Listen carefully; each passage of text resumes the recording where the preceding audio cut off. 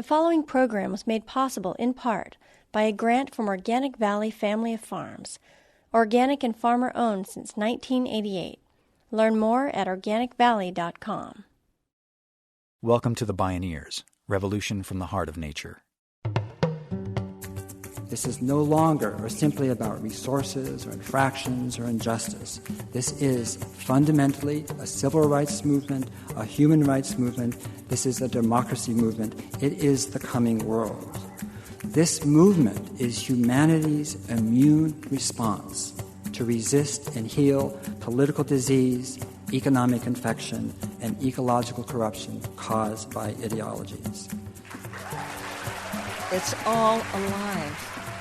It's all connected. It's all intelligent. It's all relatives. Scientists tell us that concern with the environment will no longer be just one of many issues in this new century. It will move to center stage. It will become the context of everything, of our lives, our businesses, our politics. We are, in fact, moving from the information age to the age of biology.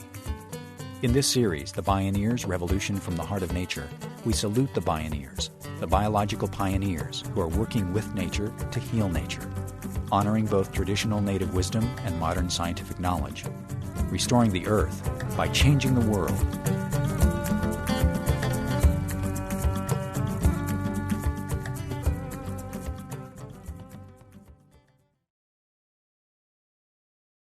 In 1996, long before September 11th, Harvard political scientist and former foreign policy aide Samuel P. Huntington wrote his now famous book, The Clash of Civilizations and the Remaking of World Order. He foretold a threat of global violence coming not from nation-states, but from the cultures of 8 or so major civilizations around the world. He predicted violence and conflict among religions such as Islam and the secular West. He advocated against a multicultural society. Indeed, there is today a clash of civilizations, but it may not be the obvious clash that you're thinking about.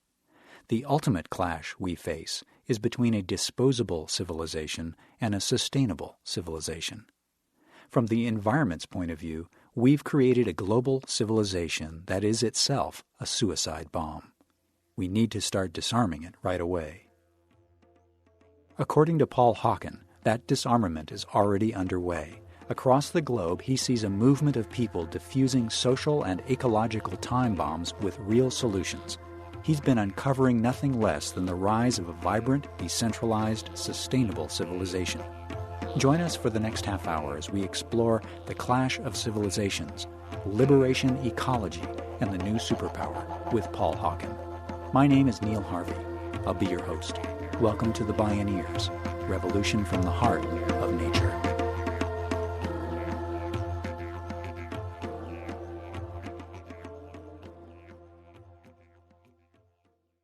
Paul Hawken is the author of numerous landmark books such as Blessed Unrest, The Ecology of Commerce, and Natural Capitalism, The Next Industrial Revolution. As a social entrepreneur, he's also started and participated in several environmentally focused companies. Paul Hawken knows that the only constant in nature is change. He sees a movement that asks, if the world of tomorrow will be different from the world of today, why not create the world we want?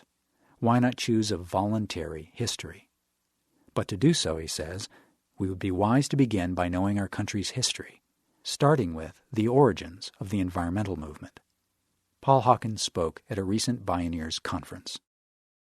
It is my belief that we are part of a movement that is greater and deeper and broader than we ourselves know or can know.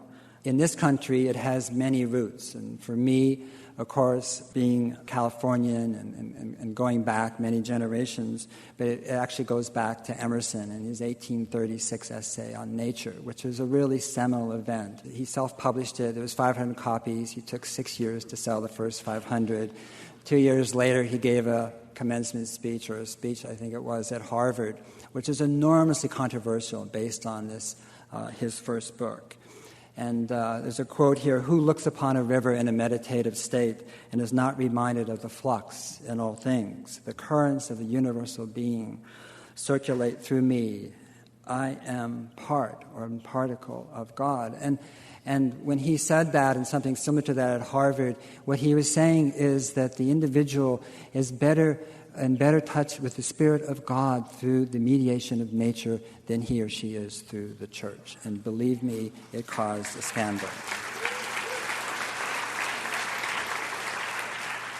Nature, as he said, never became a toy to a wise spirit, right? But in 1847, a Vermonter, George Perkins Marsh, who is often given the credit of being sort of the progenitor of the environmental movement in this country, gave a very important lecture on deforestation and became the basis of his book, Man and Nature, which was the first book to talk about this relationship and dynamic between society and the environment and how they interact and relate to each other.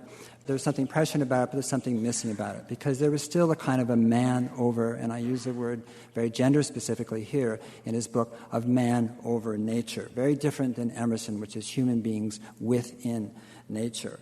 But both of them were preceded by an African American, John James Audubon. He came from Haiti. He came here to dodge the Napoleonic draft, is why he came. And he became basically the National Geographic Channel of his day.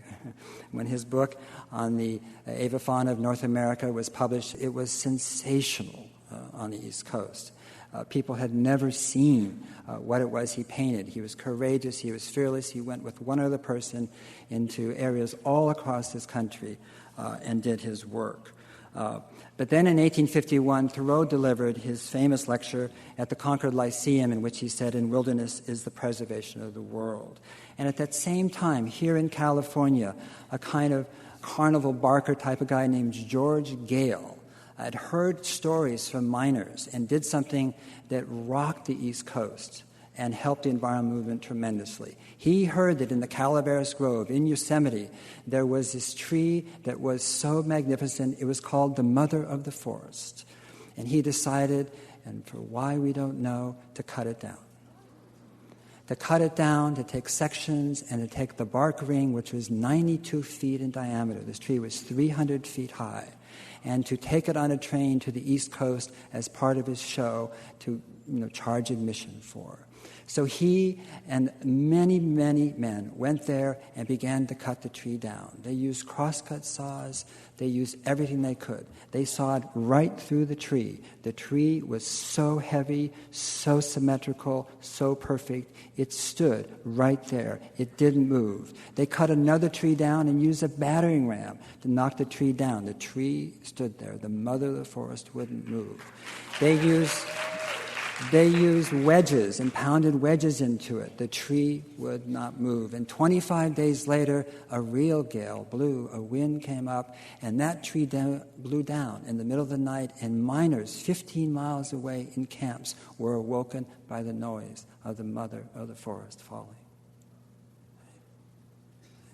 Horace Greeley wrote then in the New York Herald Tribune that this was villainous speculation and vandalism. In Boston, a magazine writer wrote, "To our mind, this was a perfect desecration. What in the world could have possessed a mortal to embark on such a speculation with this mountain of wood?" And next to the mother of the forest was a tree that had died before they got there, naturally. It was called the father of the forest. This tree was 450 feet tall. Right? This is in what is now Yosemite. A Clash of Civilizations, Wilderness as the Preservation of the World, or a Commercial Desecration of the Mother of the Forest. Around that same time, Thoreau gave a lecture on forest succession that conformed to the theory of evolution. It was accurate but controversial science. Again, Paul Hawken. It was a landmark lecture, and it defied the tenets of science at that time. And he was attacked by the same Horace Greeley, who wrote about the villainous speculation of the mother of the forest, as well as Louis Agassiz, the zoologist from Harvard University, because they believed in spontaneous creation. They were creationists. And here what you had is the roots of a split that's here with us today, which is theology trumping science. And in the EPA today are people managing our environment who believe the earth is no less or no more than 10,000 years old and that evolution is a liberal idea. So you can see, when we go back into our history, into the roots of where this movement started, there is some splits and schisms that are with us now. And then in this century, the history is so elaborate and interesting, I can't go into it. But in this century, William O. Douglas, Wallace Stegner, Rachel Carson, Ed Abbey, Garrett Hardin, Gaylord Nelson, Dana Meadows, Jacques Cousteau, Eugene Odoms, Paul Ehrlich, René Dubois, E.F. Schumacher, Jim Lovelock, and the Gaia Hypothesis, and of course our favorite and beloved David Brower. Now, what's wrong with this list besides its incompleteness? Right? Well, these are such extraordinary, honorable, and honored people. But notice not one of them is a Native American. So the indigenous cultures did not have to integrate science, the environment, and spirit, as did Emerson, Thoreau, and Marsh, and all who followed them, because they were never disintegrated. Right? That lack of separation in their thinking, in their language, is almost impossible for us who are non-indigenously educated to grasp or to fully understand. Right? And parallel to this movement, at the same time, names just as interesting and stories just as fascinating as the environmental movement is this amazing social justice movement that arose in the world. And at the same time, I only know pretty much the American European history, but these histories arose in Africa, in India, in China, in Japan. There is an environmental history in all of these countries. We did not start it. Right?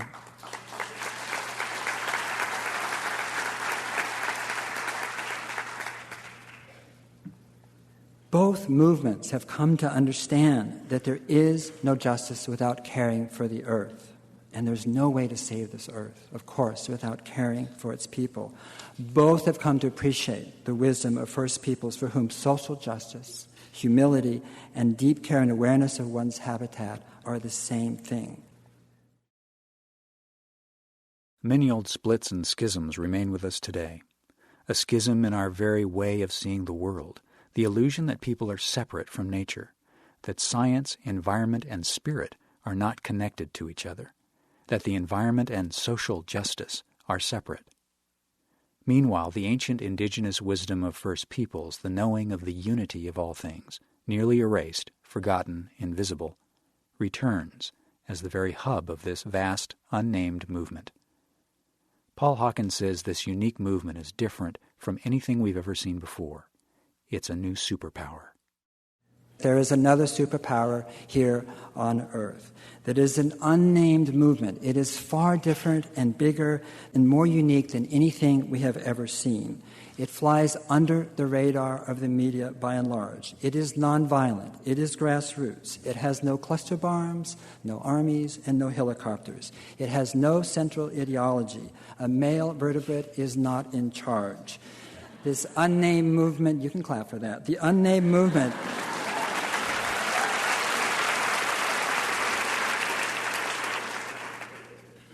is the most diverse movement the world has ever seen. The very word movement, I think, is too small to describe it. No one started its worldview. No one is in charge of it. There is no orthodoxy. It is global, classless, unquenchable, and tireless. The shared understanding is arising spontaneously from different economic sectors, cultures, regions, and cohorts. It is growing and spreading worldwide, with no exception.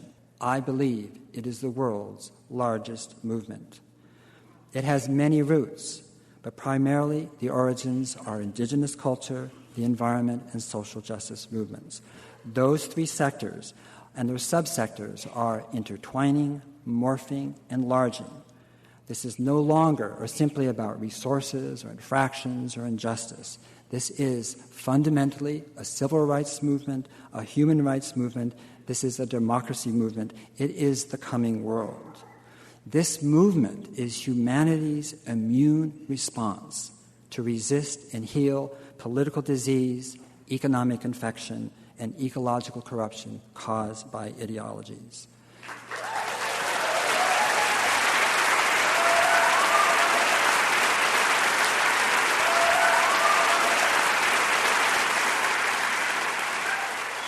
An unnamed movement that is humanity's immune response to planetary self-destruction. What is this mysterious movement? Who is this new superpower? More from Paul Hawken when we return.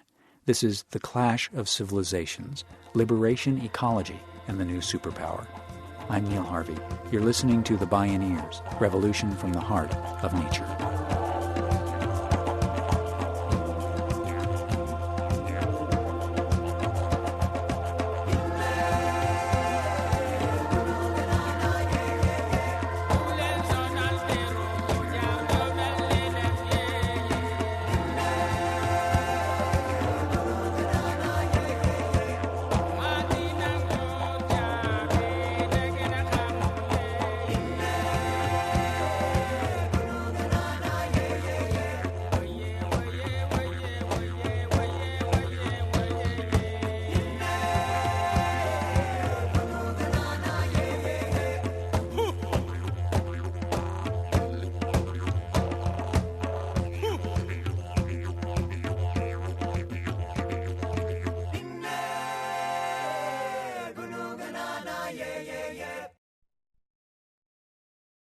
Additional audio materials related to this program can be found at Bioneers.org.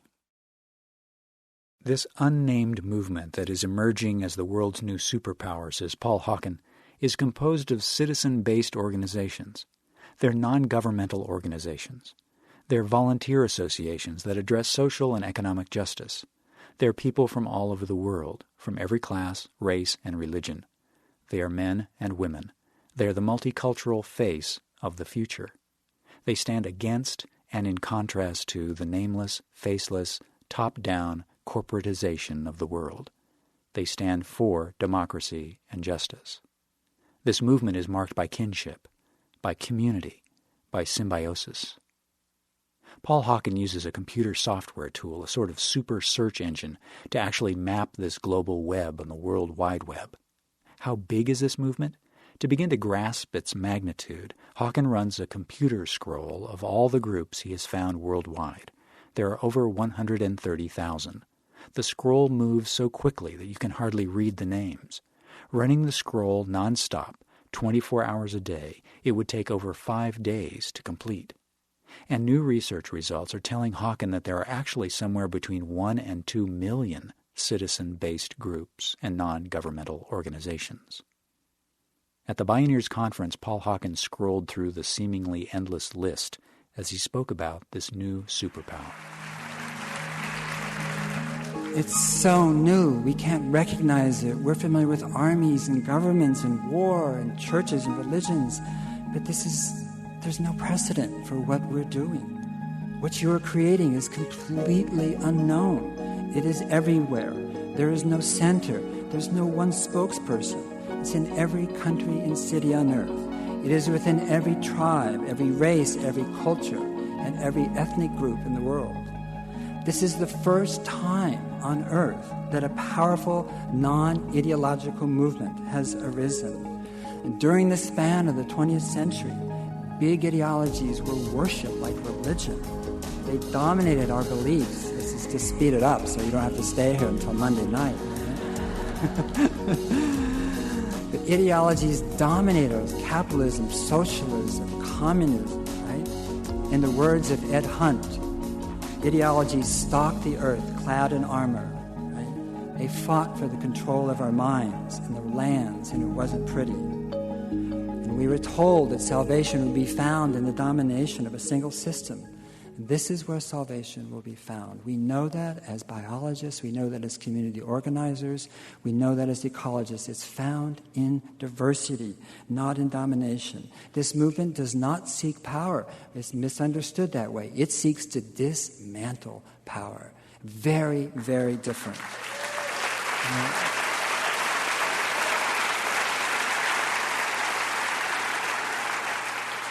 It doesn't mean that it's politically inactive. It means this, though, that its overriding agenda is to create a world where the kind of political power we're seeing is criminal, illegal, and unnecessary. He says that this movement is visible only in its parts, occasionally. Yet what makes it a movement is its underlying vision, values, and heart. Because if you ask every one of these groups in the world to write down what informs them, what is it that creates, the passion to do the work that they're doing, and 6, 7, 8, or 9 things, and write it down on a piece of paper. And if you had a room or hall big enough and you put it on the wall and you walk down and you read every one of them, they do not contradict themselves. This is coming up. This is grassroots. This is the real deal. This has never happened in the history on Earth, ever. It's singular, right? As David Orr has said, it will prevail because we have better technologies. We have Amory Lovins and Paul Stamets and Jay Harmon and Janine Benyus and wind and fuel cells and permaculture and ecological medicine and much more. This stuff works. Their stuff doesn't work. Corporations are trying to co-opt this movement. They're giving money to charismatic environmental groups to commingle their names. Microenterprise and business are important, but business cannot define, own, or fund this movement. It is the working poor, the hungry, the children, the women of the majority world, the communities of color, the campesinos, the students, the monks, the nuns, the farmers, the landless, and the refugees that will define this movement. Right?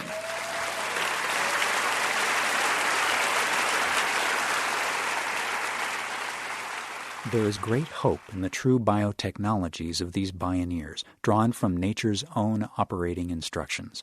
There's also great hope in the nobility of the human spirit arising everywhere in waves of caring and kindness. People gathering to solve problems together, weaving true social security in community, building localized democracy on the ground. But the problems we face are also unprecedented. Global warming alone, says Paul Hawken, threatens to make all 6 billion of us homeless in the decades ahead. But for the first time in history, he notes, a civilization is trying to arrest this slide into extinction and usher in an age of restoration. It marks a watershed in human existence. If we just look at the data, the future does look bleak. There's no question about it. And if it doesn't look bleak, you're not looking at the data. But we have to ask ourselves, are we so fragile and powerless? This movement is our blessing. It is our refuge. It is the biggest tent humanity has ever created. Some of these groups have 20 million members. Some of them have 4 to 6 million members. This is the real deal out there. It knows and recognizes itself everywhere in the world. This movement grows because it knows who oppresses them. Farmers know who cheats them. Downwinders know who pollutes them. Fisher people know who depletes them. The localized poor know why their children are hungry. Every soldier knows at the end of their life that the government used them. This unnamed movement that we are part of is profoundly democratic. Democracy does never happens in boardrooms. Democracy is juicy. It's sweaty. It's just like sex and good food, right? It moves. We are moving towards a voluntary history. This is biology, theology. This is liberation, ecology, and above all, the cessation of injustice. The systems of power are getting a sex change operation.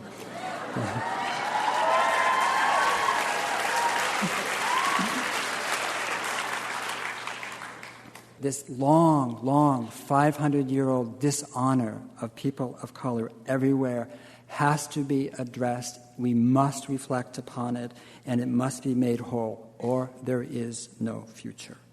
This movement is about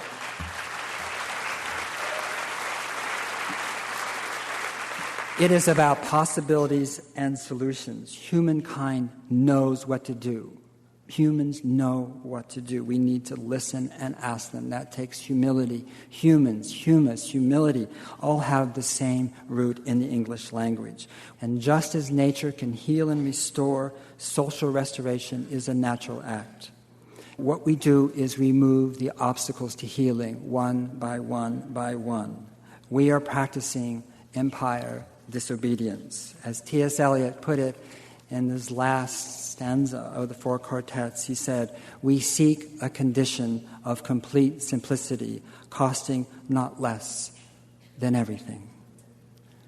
This movement presents truths that are common sense, but they can be wildly unpopular today.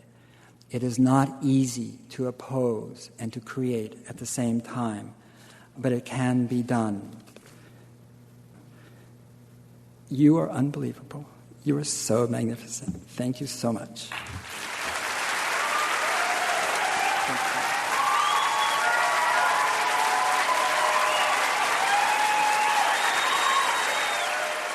Paul Hawken, author of Blessed Unrest, a book about this new superpower.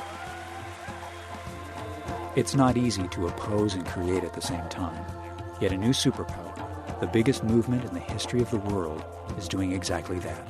It also may be the fastest growing movement in the history of the world. It doesn't need to defeat anything. All it needs to do is keep growing. It can be done, because it is you. The Clash of Civilizations, Liberation Ecology, and the New Superpower.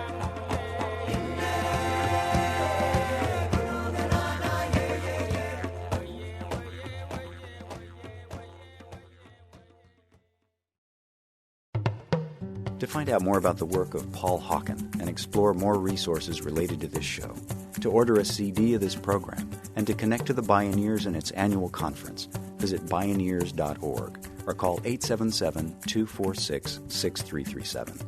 To access other Bioneers CDs as well as DVDs of environmental and social visionaries, or the Bioneers book series published by Sierra Club Books featuring titles including Eco-Literacy, Educating Our Children for a Sustainable World, to access Bioneers podcasts and information on becoming a member of the Bioneers, visit Bioneers.org or call the same number, 877-246-6337.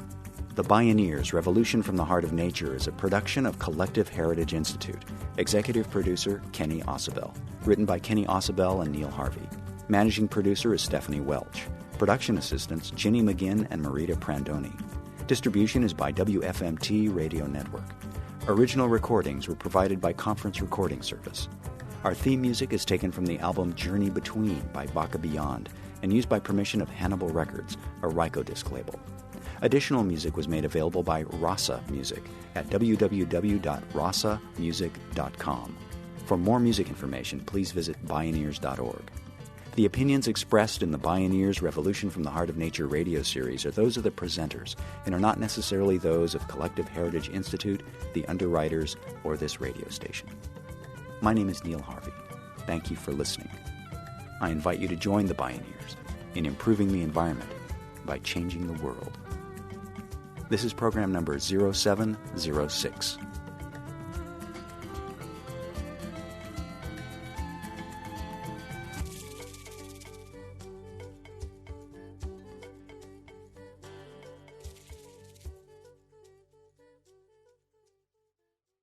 This program was made possible in part by a grant from Organic Valley Family of Farms, organic and farmer-owned since 1988. Learn more at organicvalley.com.